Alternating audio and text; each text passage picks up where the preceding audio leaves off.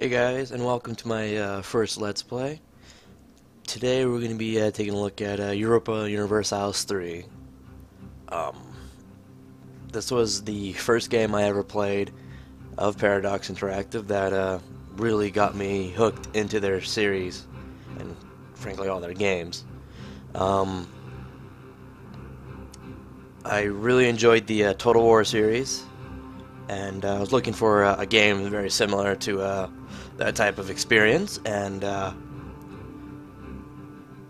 came across Europa Universalis and decided to play it, and absolutely phenomenal. There was so much replay value.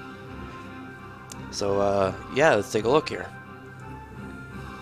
As you can see, this is Europe, the world map right now. You can scroll around. You can see that there's, different colors. These are all nations. When you select them, you can actually play them. So any nation in the world that you can see, you can play as.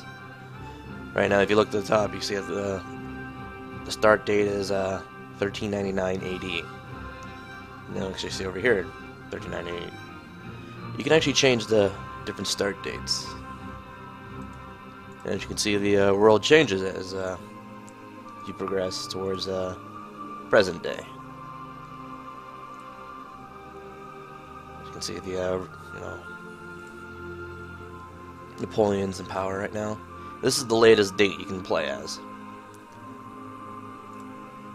Which, yeah. One thing I really like about Paradox games is it's their fan base is very supportive. They actually mod these games like no tomorrow. The games are very easily moddable. Paradox. I've actually seen some people do a game where they played Crusader Kings, which takes place in the Crusades, so just before 1399, and it actually ends just before the Europa Universalis starts. And they take that save game and they do a conversion and they bring it up here. They they start in their game as the world was in their game, and then they go through here, and then the end date is what is it, 1820? So they go all the way to that, and there's another game called Victoria, or Victoria 2 now, which takes place during the Victorian era, so about like 1836 to just before World War II, 1936. And they do that, and there's a World War II simulator, 1936 to 1947, I think. And yeah, it's just, you can go from the Crusades all the way up to World War II playing as any nation as you want. And I played multiple nations. I played as England, Scotland, Castile, Aragon, Portugal, Austria a couple times, Swiss, France, Brandenburg so many times, same with the Teutonic Order, Sweden, Muscovy, I think that's how you pronounce it, Ming once or twice, Ryaku because there's like an achievement, oh god that's like the worst one, Manchu, Korea, one of these guys, I don't remember who, once, I think it was Deccan that I played as when I played India. One person minor is Denmark, Sweden, I think I said already. I played as the Mayans, the Cherokee, the Iroquois. Yeah, there's Nepal's, the Byzantine Empire, or what's left. Yeah, the game's phenomenal. It's, yeah. Yeah, I guess I'll, well, I mean, like, when you take a look here, each nation has, you get the different things, like, oh, you got a king running, through, yeah, I'm not even gonna try and pronounce that. You got military, economic, and diplomacy. That's the leadership skill. And then, obviously the difficulty is the rating based off of their standpoint in the world. So, this country. Actually, I'm going to go for Bohemia. A better example. They got good military power. You can have a total of 5 stars. Economy and diplomacy. The difficulty is about half. The reason being is, look how large Bohemia is. They actually have a satellite or vassal. Um, I believe, at the start of the game, they're either the emperor or Austria is the emperor of the Holy Roman Empire. Being that large, they can dominate the people around them. Hungary is in a better condition, but again, they're not part of the empire, so they don't have and they're in a different tech group, if I recall correctly. As you can see, England is in a way better standpoint because they got a lot of territory here, up here and over there.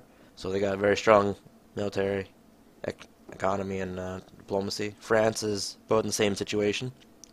Almost everyone except for Brighton here is, and I believe, yeah, Burgundy is the vassal of France, I do believe.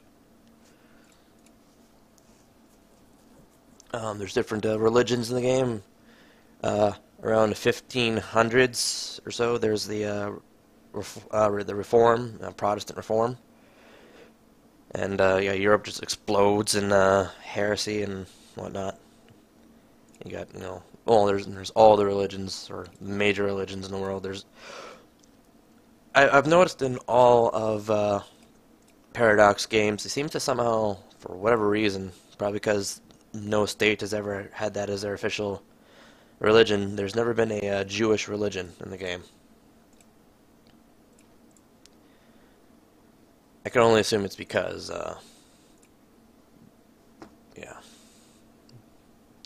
So, I'm probably gonna play as France, because, well, it's been a while since I played this game. I wasn't the best at it. France is in a good standpoint. It has probably the best,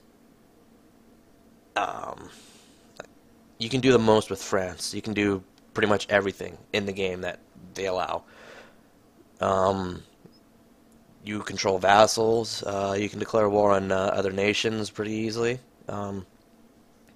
They're a good all-around country for naval and land warfare. They can colonize the New World, although Portugal and Castile is going to have the jump on that because they're far closer. I'm going to be at war with England a lot. One of the mechanics in this game for war, which I'll go over later, kind of prevents, you could have like really high war score, which is a mechanic for whether you're winning or losing the war, with England. But as long as you don't own any like British Isle territory, they're not going to sue for peace. They're never going to give you any of this land, which sucks. And England has a phenomenal navy, so you gotta either get like a lucky land. A lot of people do gamey tactics where they, before the war, they befriend Scotland, land some units there, and then brrr. So, yeah, we're gonna play as France here. And let's take a look at the options here. AI, aggression. Actually, yeah, I'll keep it all in normal. Inflation, I'll turn it off. Just for this Let's Play. I'm not very good. Lucky Nations. I'm gonna turn that off. What that does is there's certain nations in the game that as they well, certain nations got better. How to describe this?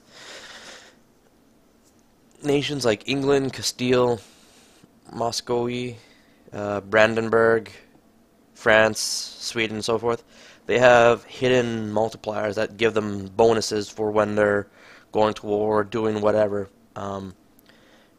Aragon has the opportunity to actually overpower Castile, and England or Scotland has, again, they can fight over each other and overpower.